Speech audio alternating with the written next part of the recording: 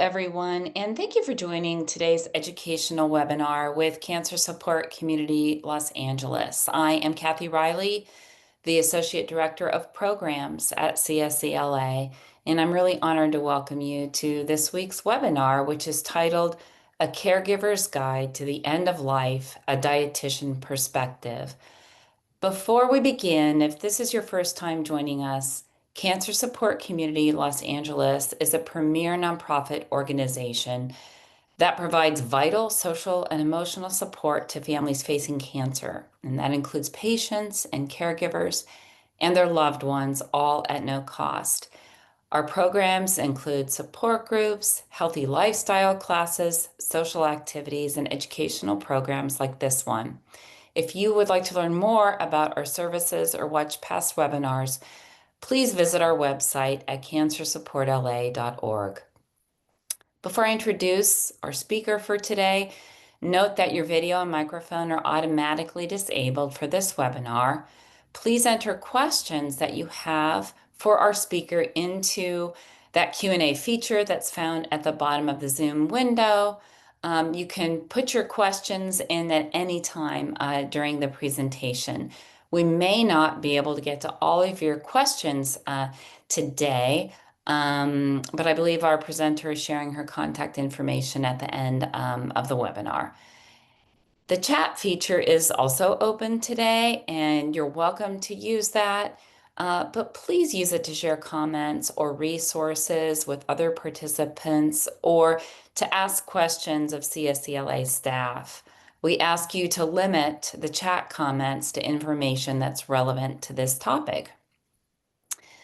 Saori Yen is a registered dietitian and board-certified specialist in oncology nutrition with a master's degree in nutritional science. As an oncology dietitian at Cedars-Sinai Patient and Family Support Program, she provides personalized nutrition throughout the cancer journey. Passionate about cultural foods and accessible evidence-based nutrition advice, Saori shares her experience in English and Japanese on Instagram, and that handle is at cancer_nutrition_tips, and I will put that in the chat. So without further ado, Saori, I'm going to hand things over to you, and thank you so much for joining us. Thank you, Kathy, and thank you everybody for joining.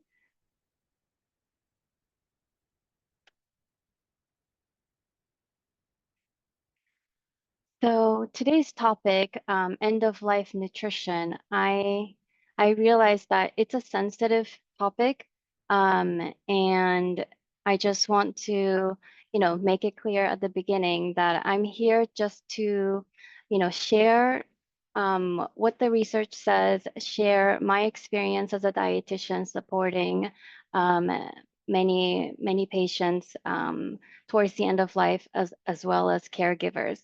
But each case, of course, is unique and everything should be individualized, and personal preferences and personal wishes should be respected.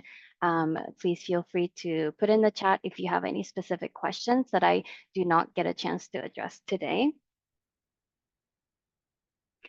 So I just want to start out with a quote that says, "Eating is more than a means of sustenance. It's a profound expression of love, care, and cultural connection." And I chose this quote because, when our loved one is not hungry anymore, stops eating as much, it can be very, very distressful for the caregiver. And it's because it's not just, a simple nourishment, right? It's how we express love and care for our loved one. So we'll talk about what we can do when our loved one is not so hungry anymore. Here's a quick overview of what I would like to share today. The first part is about how nutrition needs change, how nutrition needs change towards the end of life. And that means our nutrition priorities is going to change as well.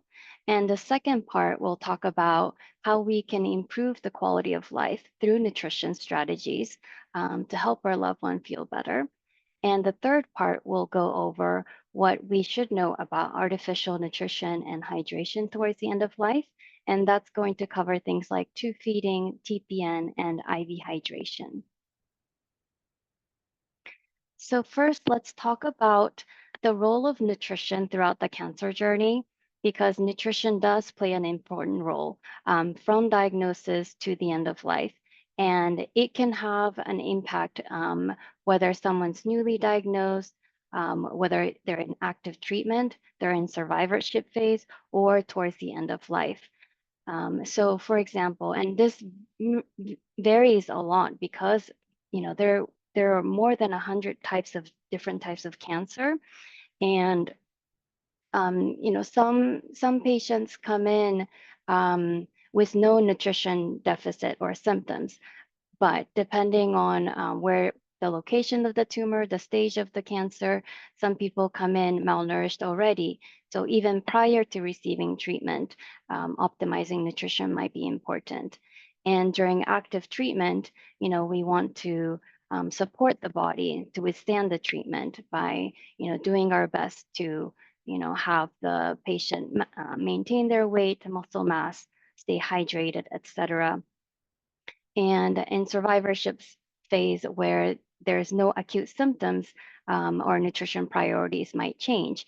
And towards the end of life, we'll talk about what to focus on. And as I mentioned earlier, benefits of nutrition are not just physical. We know that nutrition can help build strength and boost our immune system, help with recovery and wound healing. But mentally, good nutrition can help improve our mood, enhance our cognitive function, and even spiritually. We know that, we connect over food, and food can have a spiritual or cultural or religious significance as well. So when I say there's a shift in nutrition priorities, I mentioned a bit, but during active treatment, again, we're so focused on, you know, supporting a body that can withstand treatment, right? To avoid treatment breaks, hospitalizations, dose reduction, etc. And we do that by trying to minimize nutrition-related side effects, maintaining the weight and muscle mass, and staying hydrated, among other things. But when we're, transitioning towards the end of life, we we still want to minimize nutrition related symptoms, which we'll talk about in the second part of the talk today. But really, now we're focusing more on comfort and quality of life over anything. So comfort over calories, and really honoring our loved ones' wishes, how they want to, approach nutrition at this point. And here I just wanted to address the difference between malnutrition or undernutrition in this case versus cancer cachexia, or what's also known as anorexia cachexia syndrome. And cachexia is something that is very complex. It's not just a simple lack of nutrition, which can be the case in malnutrition. So symptom-wise, they may seem similar. There could be unintentional weight loss, muscle loss, and or fat loss, but the causes and treatments are different. When it's undernutrition from lack of intake, like calories, protein, and other nutrients, the treatment is to replete those calories, protein, and nutrients. But when it comes to a cachexia syndrome, that's very complex. That's rooted from illnesses, things like advanced cancer, it can be HIV/AIDS, it can be COPD or other, serious illnesses. There is something more at play. So there are metabolic changes in our body that can happen, meaning how the energy is used up in the body. And there could also be systemic inflammation throughout the body that can affect different organs, which I will show in the next slide. So because of this, the main treatment for cachexia is really to treat the underlying disease or medical condition. And of course, we don't want to forget the nutrition. We're still prioritizing anything that's reversible that might be contributing to the undernutrition or malnutrition, but more so in this case, cachexia. So this graph or the picture on the right side, it shows us how complex cachexia syndrome can affect the body. It can affect anything from our brain, so reducing appetite, to things like the liver, how metabolism occurs, the gut or intestines, where the microbiome can be altered, and immune system, as well as, atrophying or the loss of weakening of the muscles, fats, even bones. So what happens in terms of metabolism? Again, that's how our energy is used in our body. In a healthy individual, we know that there's more anabolism going on. So what we eat gets broken down into different parts, and they're used to build up our body. So cells, tissues, muscles, etc. But in the dying process, we have more of a catabolism, which is the breakdown of all those things. So there's going to be more breakdown of protein and fats in the body. There's going to be less building at this point, so less building of muscles, and that leads to less lean body mass and less fat tissue. And towards the end of life, starvation and dehydration are caused by catabolic condition. It's a natural part of the dying process, and I want to emphasize that it occurs whether or not food and fluids are provided. So we cannot, at this point, reverse or halt if somebody is in an advanced stage of cachectic state. And this is probably, the most important slide of today's talk, is that, there are research that's showing that reduction of oral intake towards the end of life can actually alleviate suffering for a loved one. And I think that's so important for all of us to know, because obviously we want to alleviate the suffering for our loved ones. And so let me, go kind of explain what the research shows. So when it comes to eating, we know that towards the end of life, our loved ones are eating less. And the benefits of not eating is, this is what research shows. So when there's inadequate energy intake, when someone's not eating enough, eventually they'll start using fat for energy. And that creates something called ketones, which you may be familiar with from the ketogenic diet, high fat diet, right? And when there's a lot of ketones build up in the body, it creates a condition called ketonemia. And ketonemia actually creates euphoria or euphoric state that can increase comfort for a loved one. And research shows that even small amounts of feeding can actually prevent ketonemia and prolong the sensation of hunger or suffering. And in terms of benefits of not drinking enough, you know, based on what we think is enough for our patients or our loved ones, research shows that dehydration, helps to release natural painkillers in the body. So what's called endogenous opiates or endorphins. And this brings about sense of peace and comfort and can reduce pain and distress in our patients and loved ones. So this is something really important to keep in mind, because of course, when our loved ones are not eating or drinking, it's distressful. It causes, stress, and we, as caregivers, we might feel like we're not doing enough. We don't want our loved one to be starving or, getting dehydrated. But please keep in mind that research does show benefits of this natural biological process of dying.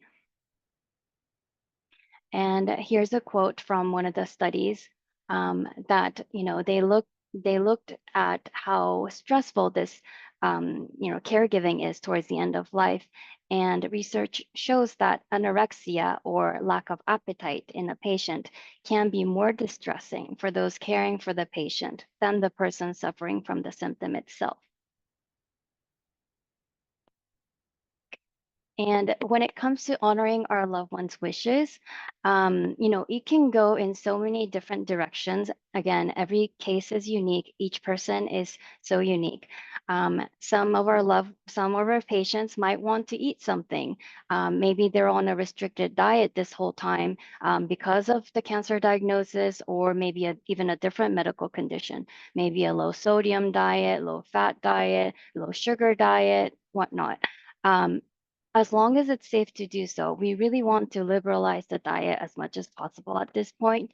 If there's any favorite foods that they're craving or anything they ask for, let's try to offer that, have that available for them.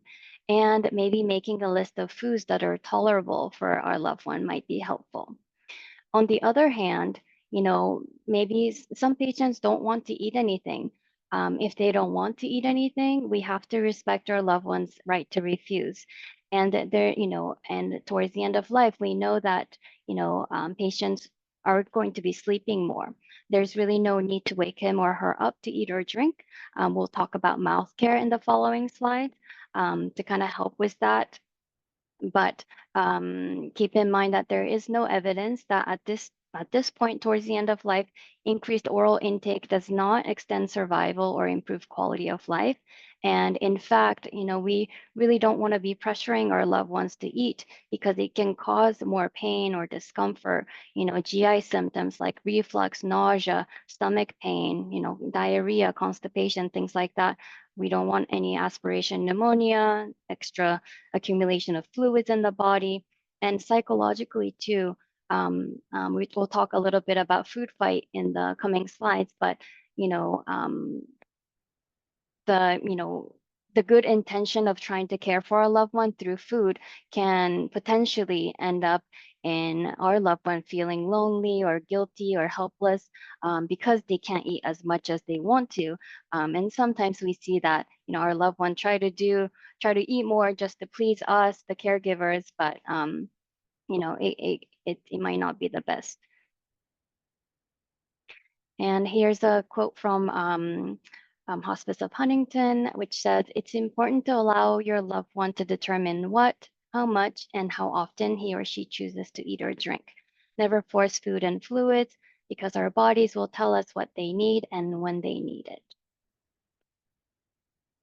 Now, moving on to the second part about specific practical tips to manage nutrition-related symptoms that our loved one might be feeling. Here are some common nutrition-related concerns towards the end of life.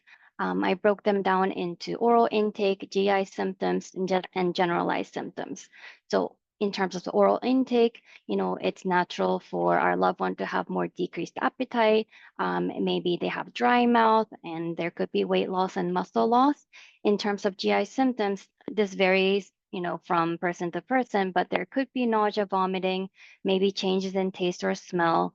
Maybe there's difficulty swallowing, there could be constipation or diarrhea, and generalized symptoms, pain, fatigue, emotional and psychological distress like sadness, fear, anxiety, and stress can happen. And I think this can happen both for the patient and the caregiver. And pressure injuries can also be, um, patients can be at a higher risk for developing pressure injuries. When it comes to decreased appetite, again, the goal is not to, make sure our loved one is eating as much as they should according to like estimated energy needs. It's not about that at all. It's really, again, going back to, seeking what's most comfortable for a loved one and what could improve their quality of life. So offering a small amount of favorite foods and beverages throughout the day might be helpful, choosing things that are light and refreshing. Again, if they're able to communicate with us what they might be craving, maybe homemade protein smoothies might be refreshing and hydrating, as well as clear liquid protein drinks. There are some products on the market that can be soothing, that can be easier to tolerate, even if somebody has nausea. So instead of like the milky type of protein drink, there are clear liquid types that are more like juice type or kind of like electrolyte rich drink, but they have more calories and protein. When it comes to dehydration and dry mouth, there are lots of different options. There are many, many hydrating foods and beverages, and things like fruits are great, even vegetables like, cucumber and things like that. But popsicles, jellos. If you want to try any of the over-the-counter dry mouth products, there's a whole dry mouth section. Anything from dry mouthwash, any kind of xylitol containing tablets, little lozenges, gel spray, even using a humidifier at bedside might be helpful. And we do want to make sure we're practicing good mouth care for our loved one. Again, mouthwash, soft toothbrush, or oral swabs. And if our loved one is sleeping a lot, we can still use things like petroleum jelly or lip balm on their lips so they don't have chapped, dry lips. And again, we don't have to wake them up for this. How about nausea and vomiting? You know, hopefully we have a good medical team on board, whether it's a palliative care medicine doctor or a hospice team who can make good recommendations as to which type of anti-nausea medication to take and at what timing. But we typically recommend that if somebody is nauseous, they are taking the anti-nausea meds to prevent the nausea from coming on, and especially prior to mealtime. And because an empty stomach can worsen the nausea, having a small amount of food in the stomach, maybe every 3 to 4 hours while awake, could be helpful. And having something dry and starchy and maybe even a little bit salty. So things like crackers that you hear about a lot, but anything in that category. So it could be toast, it can be pretzels, dry cereal, rice cakes, rice crackers. Any of those can be helpful to kind of absorb that stomach acid so you feel a little bit more settled. Trying light, refreshing foods can be helpful, avoiding strong smells, things that are too heavy or rich. Um, because dehydration can also worsen nausea, sipping on clear liquids throughout the day might be helpful. Some people find, ginger root tea to be helpful, along with ginger ale, but really anything that our loved one prefers is okay. And you can use a straw as well and a lid, because sometimes the smell of the liquid can be nauseating. So keep that in mind. And then hot beverage or hot food tends to carry the aroma more. So maybe choosing a cooler item or room temperature item might be more helpful. And anything with real ginger, ginger juice, ginger candies, even lemon drops actually in between meals, that can help to kind of help with the nausea. And there are also acupressure wristbands like C-band. That's a brand name for like seasickness. Some people find help remedy for nausea from the wristband. When it comes to changes in taste and smell, um, it really depends. It depends from person to person. Some people have bad taste in their mouth. Some people have muted taste, or some people might say everything tastes like cardboard. Some people have metallic taste. Some people might say I can only taste sweet. So it really depends what the strategy is going to be. If you have access to a dietitian, I recommend you reach out for individualized nutrition tips. But in general, foods with extra moisture tend to be helpful and well tolerated when there's a taste change. And if there's no mouth sores or oral sensitivity, you could also try tart flavors like lemon or vinegar. You can also try things with strong flavors. Things like marinades, different dressings, sauces. And there is a method called the FAST method, if you're not familiar with it. It stands for fat, acid, salt, and sweet, developed by a chef named Rebecca Katz. And basically, depending on the taste change that you're experiencing, they recommend to add an element of fat, acid, salt, or sweet to bring out the flavor so our loved one can taste a little bit better. When it comes to change in smell, again, Choosing foods that are cooler room temperature might be helpful. Definitely avoid the kitchen or foods and beverages with a strong smell. And try to eat in a well ventilated area. Maybe crack a window open if our loved one's able to eat outside or on a balcony or something. Fresh air can help. And again, lid and straw as needed. Difficulty swallowing can happen, and there can be varying degree to this. If our loved one is coughing with food or water or choking, definitely I do recommend that they're seen by a speech language pathologist for a professional evaluation.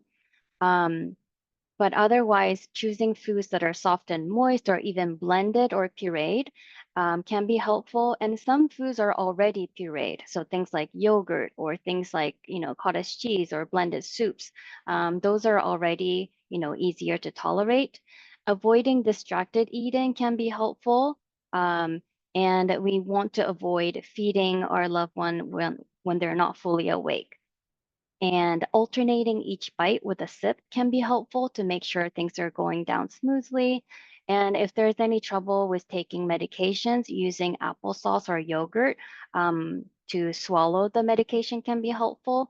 But if swallowing is difficult, again, hopefully there's a good medical team who can recommend an alternative form, whether it's a liquid form of medication or maybe something that dissolves under the tongue, especially when it comes to things like pain management, nausea management, etc.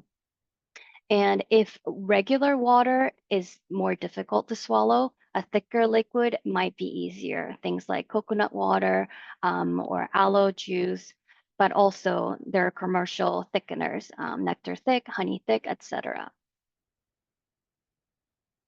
Constipation and diarrhea, maybe constipation more so, but again, case by case, constipation can be common because, towards the end of life, our loved one is more, sedentary.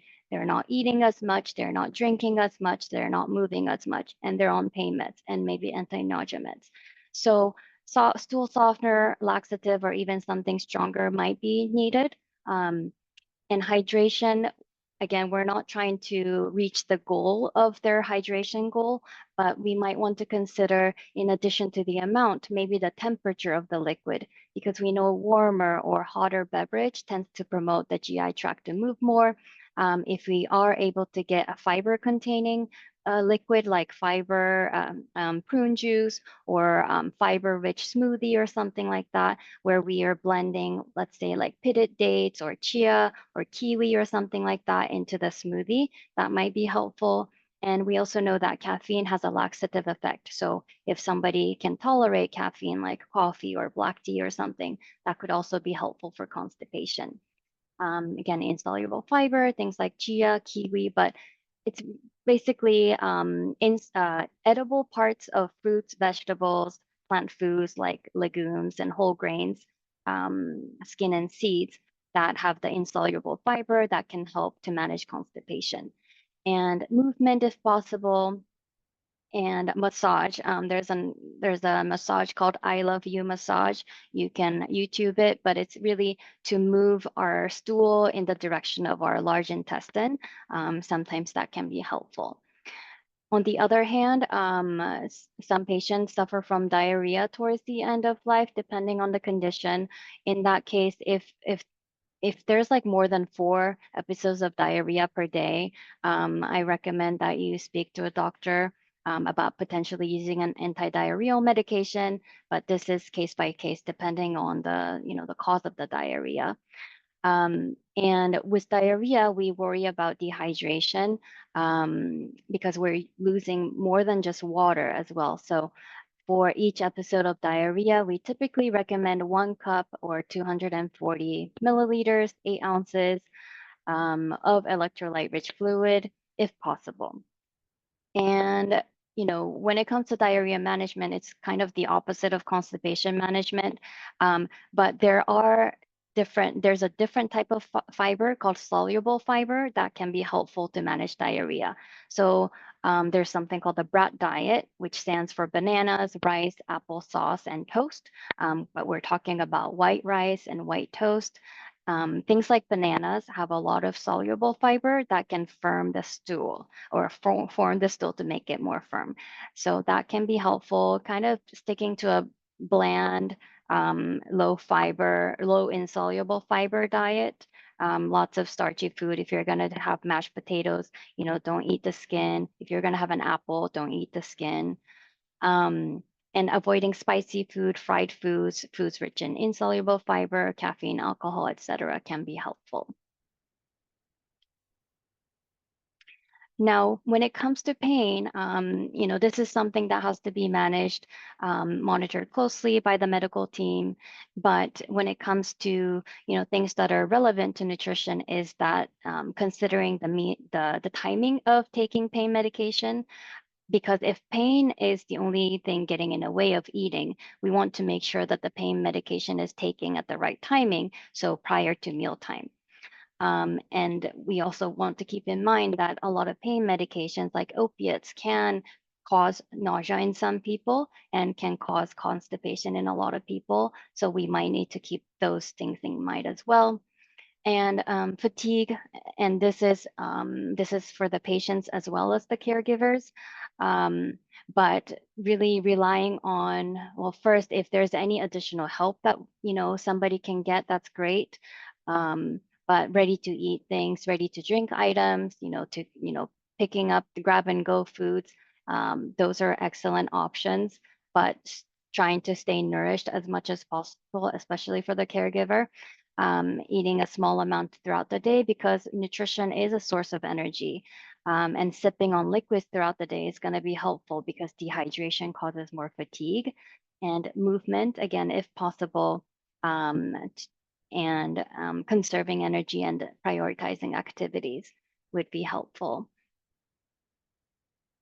Here's when I wanted to talk about the emotional and psychological distress that comes with, um, you know, the situation surrounding food and eating towards the end of life. We really want to avoid the food fight as much as possible. We want to offer food to our loved ones, but definitely not pressure them. We want to make the mealtime as pleasant as possible by maybe presenting a meal or snack or smoothie in a certain way, that looks nice for the patient or a loved one. Company, so that they're not alone, they're not eating alone. And even if they're not eating, maybe a conversation or nice music or TV or movie in the background or location, just, enjoying togetherness might be something to focus on. Again, focusing on comfort and quality of life over calories. And, let's not take it personal if our loved one declines what we offer because they're just not in the mood for it, or they just can't tolerate, or their body doesn't need it at this time. Lastly, for this section, pressure injuries, we know that towards the end of life, pressure injury can happen, but prevention is really the key. I know the previous webinar by our lovely nurse Sarah went over this a bit more, but regular repositioning or using mattresses and cushions to redistribute the pressure points, that can be helpful, and meticulous skincare. So things like lotion and things like that could be helpful. There are important nutrients for wound healing, but again, keep in mind this is not our primary goal, and research actually shows that at this point, even getting enough calories, protein, all these vitamins and minerals are not going to help reduce the development or healing of pressure injuries. And specifically, things like artificial nutrition and hydration are not showing to be helpful towards the end of life in terms of pressure injury management.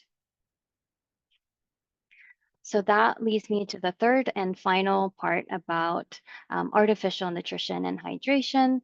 So when we say artificial nutrition and hydration, we're talking about tube feeding, TPN, and IV hydration. So tube feeding, also known as enteral nutrition, what it is there's a thin tube that goes into the stomach or the intestine.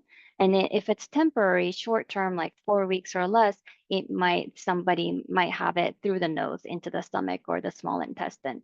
But if it's long term, typically longer than a month or so, it's surgically placed through the stomach. And so when should this be used? So, I have plenty of patients on tube feeds, and it can be life-saving. Um, so this is recommended when our patient's oral intake is either insufficient or impossible, and the patient will likely die from malnutrition rather than the medical condition. So this is tube feeding.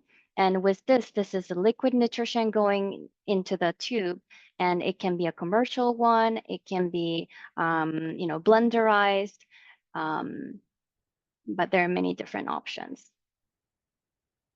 TPN is also known as IV nutrition or parenteral nutrition. And this is when IV is used to deliver essential nutrients. So things like dextrose for the carbs, amino acids for the protein, and lipids for the fats, as well as things like vitamins and minerals.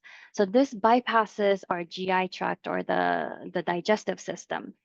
And and this is recommended when oral intake is insufficient or impossible and patient does not have a functional GI tract, whether because of a tumor or a bowel obstruction or something like that. And patient will likely die from malnutrition rather than the medical condition. And oftentimes, as dietitians, we sometimes have a patient or a caregiver ask, "Oh, can we get IV nutrition or TPN?" And typically, even if somebody qualified for artificial nutrition, we always recommend tube feeding before TPN because we want to use the GI tract. That's where immune cells are made. That's the closest thing to a normal biology when it comes to consuming nutrients. So um, something to keep in mind. And this is a guideline from NCCN, which is National Comprehensive Cancer Network. This is a guideline that oncologists use to manage patients with cancer. But according to them, artificial nutrition does not improve comfort or quality of life in patients at the end of life and may even increase suffering. So that's, again, we all want our loved ones to be feeling comfortable. Um, and feeling, suffering less towards the end of life. So that's something to keep in mind, and we'll go into it a little bit more in the next slide. So when it comes to potential benefits of artificial nutrition like tube feeding and TPN, again, like I mentioned earlier, it can be life-sustaining for those whose oral intake is insufficient or impossible and, will likely die from malnutrition, not the medical condition. Some research shows that it can reduce physical deterioration, may improve quality of life, and prevent the emotional distress of starving the patient to death. However, there's also a lot of research showing potential harm. So there's really no clinical benefit of artificial nutrition like tube feeding or TPN when it comes to survival or risk of aspiration, pneumonia, pressure ulcer healing, weight status, comfort, or functional status towards the end of life. And it can actually contribute to increased suffering, like the NCCN guideline states. And this is because of things like increased nausea, vomiting, bleeding, edema, pulmonary edema, incontinence of the bladder or bowel, potential infections, and also possible need for restraint. So these are all the things we have to keep in mind. But again, going back to what I said earlier, all of these are all personal choices, and every case is unique. So if you have questions about artificial nutrition, or maybe some people have already been on artificial nutrition. This is a conversation to be had with a doctor, maybe a dietitian, to see what is the best choice for the patient. When it comes to IV hydration towards the end of life, the research shows that fluids actually play a minimal role in patient comfort as long as there's meticulous mouth care that's provided. And providing comfort foods and oral hydration can be therapeutic for patients. But like I said, every case is unique.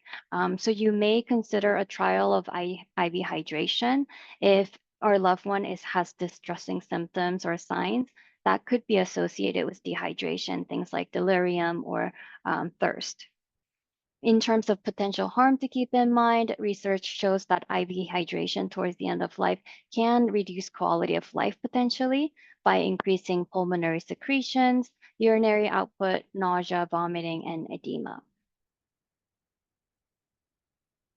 And this is from another study that said there is actually no evidence that thirst or dry mouth improves with artificial hydration. So again, mouth care might be more helpful to manage thirst or dry mouth if that's what we're concerned about. And just a couple more slides. When it comes to artificial nutrition and hydration towards the end of life, some of us might consider religious components of it. So in terms of, you know, the stance on, whether they're supportive or not supportive of artificial nutrition and hydration, it really varies from religion to religion. Religions like Roman Catholicism consider providing artificial nutrition to be a moral obligation with some exceptions. There are religions like Eastern Orthodox that considers withholding or withdrawing artificial nutrition the same as a form of euthanasia. And there's, Protestant Evangelical Lutheran Church in America that states that artificial nutrition and hydration is not obligatory if its provision does not improve patient's condition. So sometimes, patients and families have questions about, um, you know, where religion where religion plays a role when they're thinking about artificial nutrition towards the end of life. Um, so something to consider.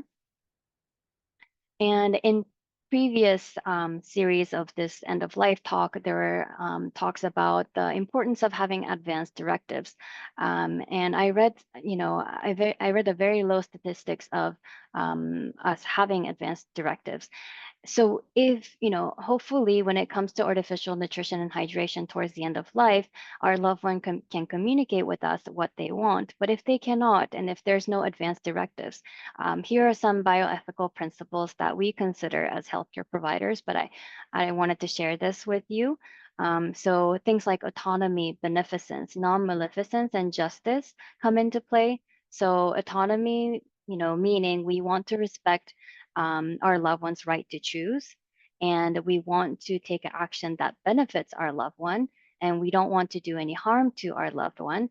And we want to favor helping the loved one, whatever that means. And when we look at the big picture, we want to, treat everybody equally, all people in similar situations.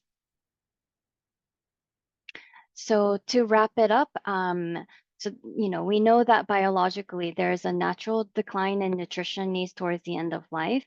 And, research shows that it can actually alleviate suffering because of, ketonemia causing euphoria and dehydration causing producing natural painkillers in the body. And the main thing is that, nutrition towards the end of life is all about honoring our loved ones' wishes, whether they want to eat something or whether they don't want to eat anything. And that's really the key to providing personalized care that's hopefully going to improve our loved ones' quality of life. And hopefully, everybody has advanced directives. But discussing artificial nutrition and hydration early can be very helpful. And just as a reminder, an oncology dietitian can help navigate all these nutrition related challenges throughout the cancer journey. So if you don't have one on your team, please ask a provider for a referral. And I just want to end with this quote. Allowing the person you love to eat or drink as they choose or not at all is often the most compassionate decision. Here's some references. I'll be sharing my slides with Kathy, so if you would like these slides, please reach out to her. And I'm ready for any questions that you may have. So, Ori, I don't see any questions yet. So we welcome everyone. If you have a question, put it into that Q&A feature, and so Ori will get to that. Thank you so much for that meaningful presentation. You covered so many areas surrounding the caregiver experience, and I learned so much. I can start with a question from registration. You talked about the some of the religious considerations, and a question at registration was, how do cultural differences play a role in the area of caregiving for someone at end of life? Yeah, I mean that's a great question, a very broad question also. You know, what comes to mind first is I mean, there's so many aspects to it. Like for example, in certain cultures, maybe the patient is less involved in medical care, for example. Some some I have patients who say, I only want to hear good news, talk to my family member about everything else.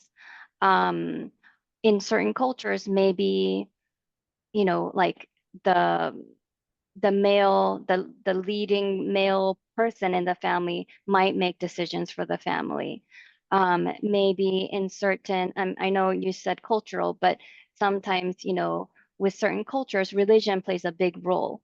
So maybe they seek advice from like a religious leader when they're making end of life decisions. So, you know, that's, that's something very important. We always want to be respectful for the patient and the caregiver, how they want to approach things, what would be most beneficial for them. So, for me as a dietitian, I'm always listening and I'm always asking questions. And that's kind of how I sometimes hear. I mean, culture is intertwined in everything, but those are, just a few things that came to mind. Thank you. Another question. Do you see patients recover from being very cachexic, or does that generally herald end of life stage? Yeah, that's a great question too. So, when it comes to cancer cachexia, it's grouped into three different stages. There's the pre-cachexia, cachexia, and refractory cachexia.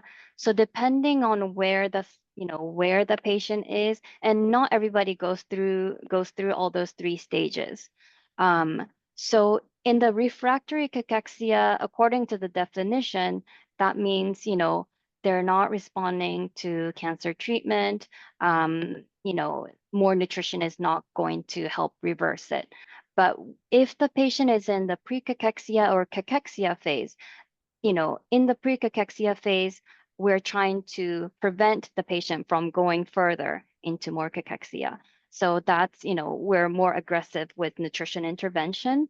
And maybe in the cachexia phase, we're, helping to support the patient maintain. So I think it really depends on where the patient is.